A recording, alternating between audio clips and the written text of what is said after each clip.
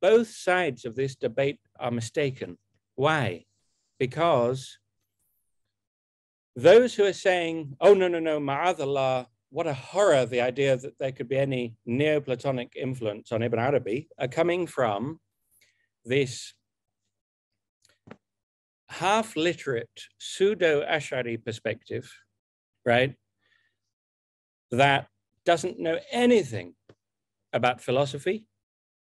And the reason they can't even countenance the idea that you could have commensurate concepts which are independently discovered is because they've never had the experience of doing naẓar themselves. Humbly, personally speaking, and I'm sure it's the case for all of you, I've often reasoned to a conclusion that I then find in a book later. I didn't take it from the book, but I find that it matches the conclusion that I find later. And then usually the reasoning matches. But of course, the roots of reasoning can be very difficult, very different. Okay, so this supposedly pious attitude, which actually does immense harm to the deen, because it makes us into that world religion's blind faith model of, no, we're just holding fast to the dogmatic orthodox view because that's safer, that's, you know, there's more wara in it or something. No, there's not, because the moment someone who does know how to do philosophical naẓar comes to you with tashkik, you won't be able to do anything. You'll go to pieces and then start just repeating the party line to them. They're not going to be impressed by that. They're working on the level of naẓar. So you're going to say, no, that's unorthodox. No, our teacher said that it's not the case. Tayyib, he's not going to be impressed by that. He doesn't care. He doesn't even believe in your teachers. Who cares as far as he's concerned? He has, right? So, you know, if we want to be in that kind of situation, then by all means, you know, have your dogmatic Ash'arism, which is dogmatic in the sense that our own Ash'ari tradition, the Muhaqqiqun, never thought that that was the only position. And many of them didn't hold that position. So both sides are wrong. The side which is saying that, oh, there's no chance whatsoever that, you know, our great scholars of our ummah could have had any influence from any kafir, non-Muslim, or that they could have the same ideas. It's ludicrous. It's just from someone who doesn't understand anything about thought, about correspondence with thought with reality. And our whole deen is musaddiqan of what came before. So much of what came before, it confirms, right? And khairukum fil jahiliyyah, khairukum fil Islam. You know, those who, there is an objective scale of truth and virtue.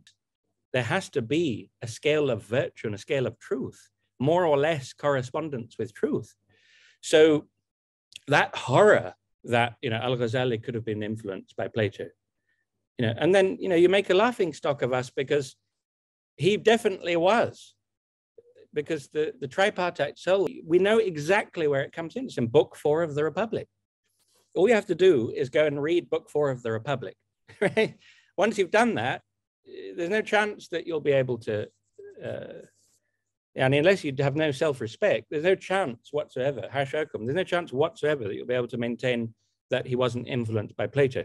Nonetheless, it was probably and almost certainly indirect, because it's unlikely that he actually read Book 4 of the Republic, but it had entered in to the scholarly milieu, just, and the scholarly apparatus, scholarly terminology and kind of toolkit, much as I hate to use that word. And it's the same with al-khair al-mahd, right?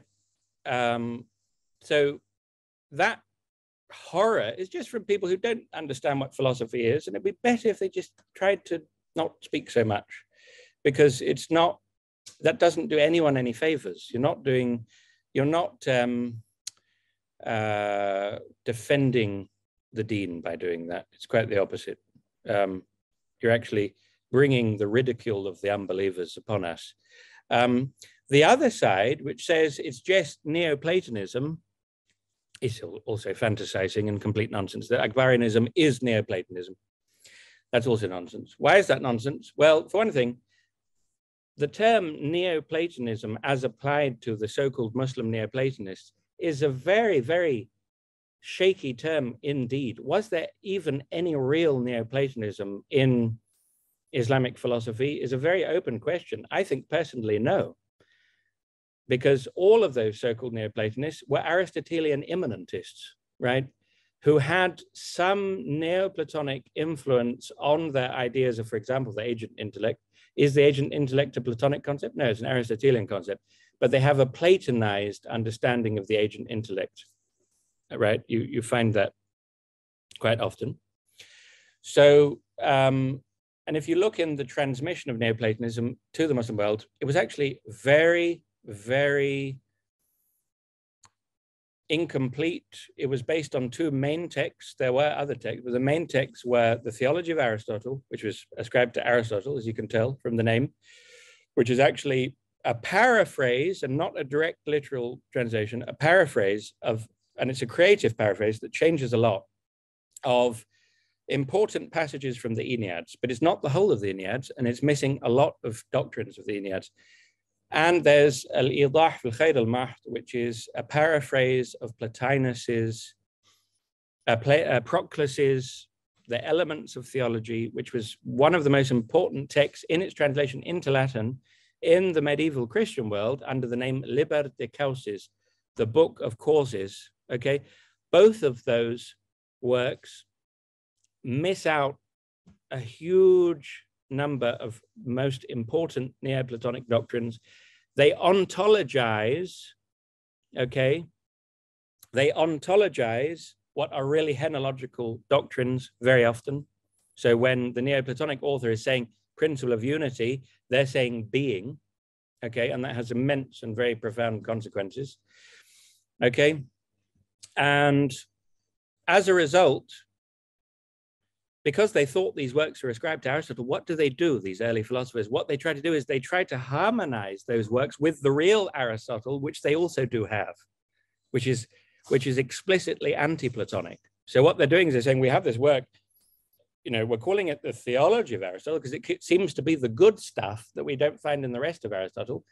They don't know it's not actually Aristotle, it's Plotinus or it's Proclus, but they also do have the real Aristotle. So they're saying, well, we need to harmonize this with the real Aristotle we have, which is explicitly anti-Platonic. So you get this mess, philosophically speaking, slouch. Again, right. What do we say? It's like, oh, our Shuyukh told us that Ibn Rushd is nothing, right? But have you ever read Ibn Rushd? He's amazing. Just like Occam is amazing, right? Have you ever read Bidayat al-Mujtahid? I mean, just look how knowledgeable that man was. He's ridiculously knowledgeable. And try and read Tahafut al-Tahafut. It's absolutely brilliant. It's a genius, right? So that doesn't mean I think he's right. We should be able to say that without all seizing up. And that means, oh, he's saying that he's right. No, you have to respect people's capacities, right? You have to, even if you consider the person your enemy, you have to know your enemy, right? And so if you find all of that a big challenge to your aqidah, just don't look at it. But don't then tell people who do have the capacity for naẓar that they can't do what they're doing, because that's completely, I mean, it's immensely futile. And the thing is, it brings as I've said, it brings, what you end up with is you're making us susceptible to attacks to our aqidah. Very ironically, you are making us susceptible to attacks to our aqidah, because someone who really has the capacity for philosophical naẓar is going to look at you and say, this person's a muqallid, right? There's no taqlīd in aqliyat. Okay, sure. If you don't have the capacity to substantiate your aqidah, rationally provide yourself with your own justification, then yes, you have to have what is in some sense a type of taqlīd. You learn a creed and learn it the best you can and repeat it. And if you don't understand it, try to learn from people who do understand it. But if you don't have that capacity, just try your best, right? Try to have your own internal, in terms of your hadith and nafs, like when you say to yourself, Islam is the truth, right? Just try to have your own real rationale that you're convinced by. And if you don't have one, you have to seek one out, right? But you don't need to know all of the details of things, and it's probably a better idea that you don't go near it. Okay, but this idea that you can go around just repeating, what our shuyukh told us, when you don't know anything. You don't know. You haven't even scratched the surface.